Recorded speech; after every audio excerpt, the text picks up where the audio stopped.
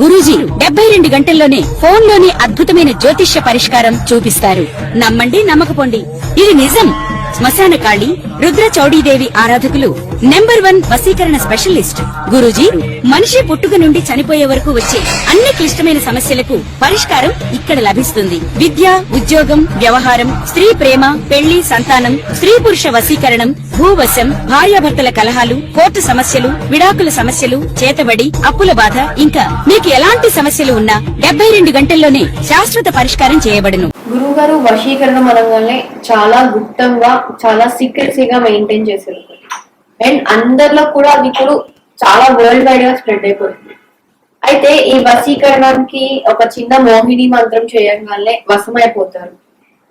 అసలు అంటే నార్మల్ ఎలాంటి విద్యలు, ఎలాంటి వేదాలు చదువుతాను వాళ్ళైనా సరే ఇలాంటి మంత్రాలు జపించగానే పక్కన వాళ్ళు మనకి వశమైపోతారు ఒక ఇల్యూజన్ లో ఉంటారు. అసలు సాధారణ మనుషులు కూడా ఈ మోహిని మంత్రం అనేది జపిస్తే నిజంగానే పక్కన వాళ్ళు అంటే మనకి ఇష్టమైన వాళ్ళు లేకపోతే వేరే వాళ్ళు ఎవరైనా అవ్వచ్చు మనకి నిజంగానే వశమవుతారు అనే దాని గురించి ఒకసారి వివరించండి. చాలా మంచి ప్రశ్న తల్లి. అందరికీ ఈ వశీకరణ విద్యలో ఒక్కొక్కరికి ఎన్నో అనుమానాలు ఉన్నాయి. అందులో రహస్యంలో ఉన్నవి కొంతమంది ఇప్పటికీ ఆచరించేవి కొన్ని విషయాలు చెప్తాను.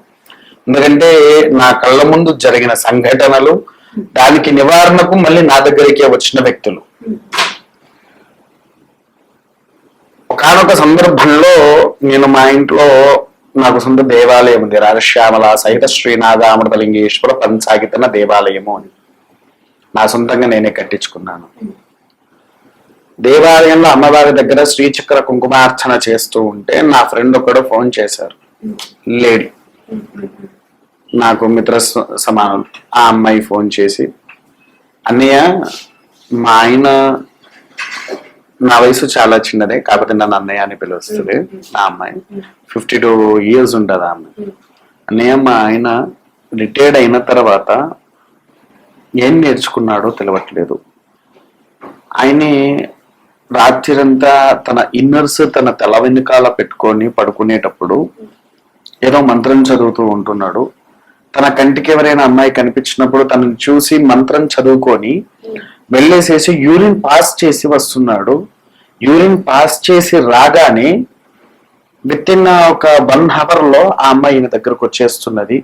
ఏంటి, నన్ను ఏం చేయమంటావు, నాకు నా జీవితం ఎటుపోతుందో అర్థం కావట్లేదు అని చెప్పేసేసి పాపం తను చాలా బాధపడ్డది. చూసా అమ్మా, మీ ఆయనే కొన్ని నిగూఢ రహస్య గ్రంథాలు ఆయనకి ఎవరో ఉపదేశం చేశారు, వాటిని ఆచరిస్తున్నాడు అని చెప్పేసేసి అన్న. మరి దీనికి ఎలా పరిష్కారం, నా మీద కూడా ప్రయోగం చేస్తూ ఉన్నాడు ఆయన. ఒక్కొక్కసారి నిద్రలో ఉంటే నాకు తెలియకుండా నేను ఆయన దగ్గరికి వెళ్ళిపోవాల్సి వస్తుంది. అలాంటి సిచ్యువేషన్ లో నేను ఉంటున్నాను, నన్ను రక్షించండి అని ఫోన్ చేసింది.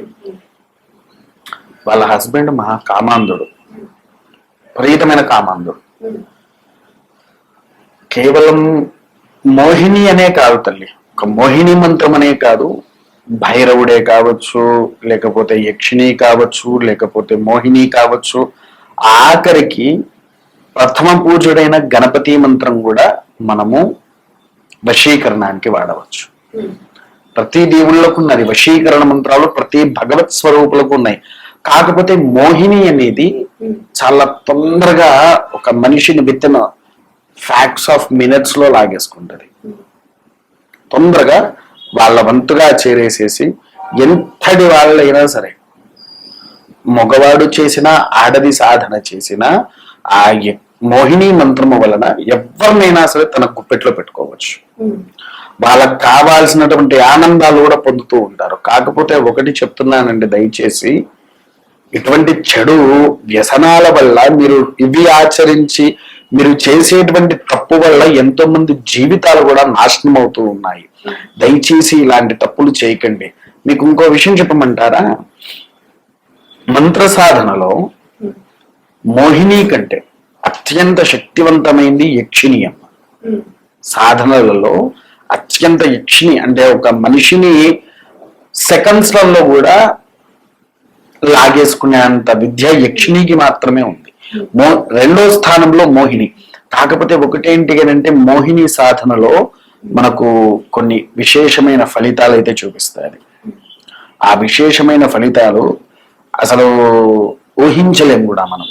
అంతెందుకు మామూలుగా సాధన చేసే వాళ్ళు ఎవరైనా సరే ఒక మనిషిని ఇలానే చూస్తాడు. With in 2 minutes 3 minutes 5 minutes చూస్తాడు. ఆ 5 minutes లోనే నువ్వు పొరపాటున వాడి కళ్ళలోకి చూసావనుకో, నీకు తెలవకుండా నువ్వే వాడికి ఆకర్షితం అయిపోతావు. ఎందుకనంటే వాడి నోట్లో ఆ మంత్ర సాధన జరుగుతూ ఉంటుంది. ఆ మంత్ర సాధన వల్ల నీవు వాడి కళ్ళలోకి ఎప్పుడైతే చూసావో వెంటనే వాడికి విషమైపోతావు. అంతటి శక్తి ఈ మోహిని తంత్రానికి ఉంది. అది అసలు ఇంకో విషయం కూడా చెప్పాలి అని అంటే తల్లి, దీంట్లో వశీకరణ విద్యలో ఇంకొన్ని రకాలు ఉన్నాయి. రోమాకృతి, ముథలారూపిణి, సర్వప్రయంగి, చిన్నాధిక, ఇలా కొన్ని ప్రయోగాలు ఉన్నాయి. ఈ ప్రయోగాలు ఎలా అంటే నీ బ్లడ్ కావాలి వాటికి. నీ బ్లడ్ ని నువ్వు తినే ఫుడ్ లో కలిపి నీకే తినిపించడం. నీ బ్లడ్ ని నువ్వు తినే ఫుడ్ లో కలిపి నీకే తినిపించాడు. ఎందుకంటే ఆ బ్లడ్ కే మంత్రం వేస్తాడు. నీ బ్లడ్ నీకు తెలవకుండా నువ్వు తినేస్తావు కదా, అప్పుడు నీకు తెలవకుండా వాళ్ళకు వశం అయిపోవచ్చు. అలాంటి చాలా ఉన్నాయి. ఇంకా ఇందులో చెప్పుకుంటూ పోతే, ఇవన్నీ చెప్పుకుంటూ పోతూ ఉంటే నన్ను కూడా ఎవరైనా మంత్రగాడు అనుకుంటారు. అందుకోసమే. కాకపోతే ఒకటి ఏంటి అని అంటే తల్లి, మోహిని విద్య ఎంత మంచిదో అంత డేంజర్ది. కానీ ఇది మామూలు మనుషులు కూడా చేయడానికి అవకాశం ఉందా? అంటే ఎలాంటి శక్తులు లేని వాళ్ళైనా సరే ఇది జపిస్తే, ఇప్పుడు అందరూ పాజిటివ్ గా తీసుకోరు, కొంతమంది నెగిటివ్స్ కూడా ఉంటారు. గురువు గారు చెప్పారు కదా ఇది చేస్తే అయిపోతుందేమో అనుకుంటూ ఉంటారు. ఇది నిజంగా అంటే సాధారణ మనుషులు చేసినా పాజిటివ్ లో ఉంటుందా? ఒక డాక్టర్ కాని పర్సన్ ఆపరేషన్ చేస్తే నడుస్తుందా? ఎందుకు? తనకేం తెలియదు కాబట్టి, స్టడీ లేదు. పోయి ఒక గురువు దగ్గర వెళ్ళి విద్య నేర్చుకున్న తర్వాత డాక్టర్ అయ్యాడు, ఆపరేషన్ చేశాడు, కానీ ఫెయిల్ అయ్యాడు. ఎందుకోసం? గురువు కరెక్ట్ గా లేదు. గురువు కరెక్ట్ గా లేకపోవడం కాదు తల్లి, గురువు మంచిగానే ఉన్నారు, మరి అందరు కరెక్ట్ గా అయ్యాడు, వీడెందుకు కరెక్ట్ కాలేదు? క్లాస్ లో 25 members ఉన్నారు అనుకుందాము. 25 members అందరూ డైరెక్ట్ గా సూపర్ గా ఉన్నారు. 24 members కరెక్ట్ గా ఉండి లాస్ట్ వాడి దగ్గర ఆపరేషన్ ఫెయిల్ అయింది. అప్పుడు ఆ డాక్టర్కి ఏమైంది? రెప్యుటేషన్ పోయిందా? ఇబ్బందులు పడ్డాడా? ఎందుకంటే వాడి మెథడు సరిగ్గా ఉండదు చేసేటప్పుడు. వాడి మెథడు సరిగ్గా ఉండకపోయేసరికి ఏమవుతుంది? ఈ సాధనలు చేసే క్రతువులలో నీకు తెలవకుండా నీ మైండ్ లో కొన్ని థాట్స్ వస్తూ ఉంటాయి. నువ్వు అంతెందుకు తల్లి, నువ్వు ఉన్నావు కరెక్ట్ గా ఒక 10 minutes ధ్యానంలో కూర్చుంటావా? ఏమనిపిస్తుంది నువ్వు ధ్యానంలో కూర్చున్నప్పుడు? నిద్ర వస్తుంది, ఏవేవో ఆలోచనలు వస్తాయి. నీకు తెలవకుండా నీ మైండ్ ఎటో తిరిగేస్తూ ఉంటది. అయితే మంత్ర సాధన చేసే క్రతువులలో కూడా మినిమం ఒక 2 years వరకు మనకి ఎంతో ఇబ్బందులు పెడుతూ ఉంటది. ఆ ఇబ్బందుల్లో నుంచి బయటికి రావాలి. అయితే ఇక్కడ ఇంకో విషయం ఏంటంటే, స్వచ్ఛమైన గురువు దగ్గరనే ఇది మనం వెళ్ళి తీసుకొని, నువ్వు ఎన్ని సంవత్సరాలు ఉంటే అన్ని సంవత్సరాలు గురువు గారికి సేవ చేసుకుంటూ అక్కడే ఉండి సాధన చేయాలి. నువ్వేదో 4 మంత్రాలు చదువుకొని పోయి కూర్చొని చేసుకుంటా అన్నా అది నీకు సాధ్యం అవ్వదు. ఇప్పుడు ఈ మనిషి కూడా, ఒక మనిషి డాక్టర్ కావాలంటే ఖచ్చితంగా ఉండాల్సిన వాళ్ళు ఎవరు?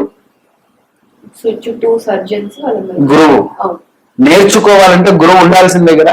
గురువు లేకపోతే వాడు వైద్యుడు అయ్యాడా? గురువు లేకపోతే లాయర్ అయ్యాడా? గురువు లేకపోతే కనీసం సమాజంలో ఈవెన్ మన రేవంత్ రెడ్డి గారు ఉన్నారు, రాజకీయానికి నీ గురువు ఎవరయ్యా అంటే నాకు చంద్రబాబు నాయుడు అని గర్వంగా చెప్తాడు. అవునా కదా? దేనికైనా సరే గురువు అనేది ముఖ్యమైనది. గురువు లేని విద్య నలభ్యతే, గురుముఖత విద్య నలభ్యతే అన్నదే మనకు శాస్త్రం. అందుకోసమే గురువు దగ్గరికి వెళ్ళి ఈ విద్యను మనం ఎప్పుడైతే పరిపూర్ణంగా నేర్చుకుంటామో అప్పుడు దానికి సాధనా శక్తి అనేది వస్తుంది. వాడు చేయవలసినవి చేసుకుంటాడు. విన్నారా తల్లి? అందుకోసమే గురువు గారు లేకుండా మనం ఏ పని చేసినా అది సక్సెస్ అవ్వదు, సక్సెస్ కాదు. మరి చూసారు కదా, ఈ మోహిని మంత్రం, ఈ వశీకరణ, ఇలాంటివన్నీ ఎలా జరుగుతాయో కూడా గురువు గారు చెప్పారు. దయచేసి అలాంటి వాటిల్లో పార్టిసిపేట్ చేయకుండా కాషన్ గా ఉండండి. అలాంటి వాళ్ళతో ఎలాంటి రిలేషన్స్ పెట్టుకోకుండా మీ జాగ్రత్తల్లో మీరు ఉంటే అంతా బాగుంటుంది. మరొక ఎపిసోడ్ తో కలుద్దాం. అంతవరకు సెలవు.